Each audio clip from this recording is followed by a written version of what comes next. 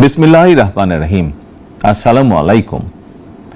ত্যাগের পরাকাষ্ঠা, তাকওয়ার মহিমান্বিত পথ নির্দেশনা এবং আত্মশুদ্ধির অনন্য বার্তা নিয়ে বছর ঘুরে বিশ্ব মুসলিমের দুয়ারে আবারও হাজির পবিত্র ঈদুল আজহা। বাংলাদেশ সহ বিশ্ব মুসলিমের প্রতি পবিত্র ঈদুল আজহার শুভেচ্ছা।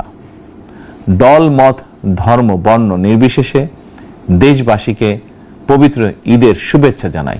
ঈদ মোবারক।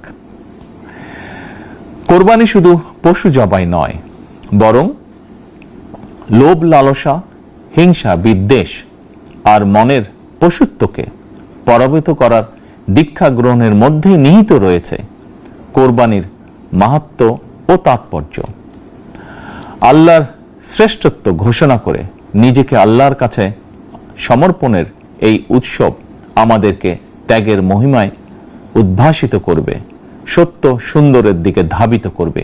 এটিই হোক পবিত্র কোরবানির অন্যতম শিক্ষা। প্রিয় দেশবাসী, যাদেরকে আল্লাহ এবছর কোরবানি করার সামর্থ্য দিয়েছেন, তাদের প্রতি আমার বিনীত আবেদন, এবছর যাদের পশু কোরবানি দেওয়ার সামর্থ্য হয়নি, তাদের সঙ্গে কোরবানির পশুর মাংস ভাগাভাগি করে নিন। এটিও কোরবানির আরেকটি অন্যতম শিক্ষা। প্রিয় দেশবাসী, আপনাদের প্রতি আমার বিনীত আহ্বান, কোরবানির চামড়া যথাযথ প্রক্রিয়ায় সংরক্ষণ করুন।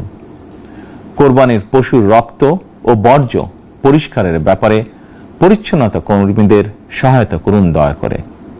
যথাসম্ভব নিজেরাও পরিচ্ছন্নতা অভিযানে অংশ নিন সম্ভব হলে, যাতে কোরবানির দিনই সংশ্লিষ্ট স্থানগুলো পরিষ্কার পরিচ্ছন্ন করে ফেলা যায়।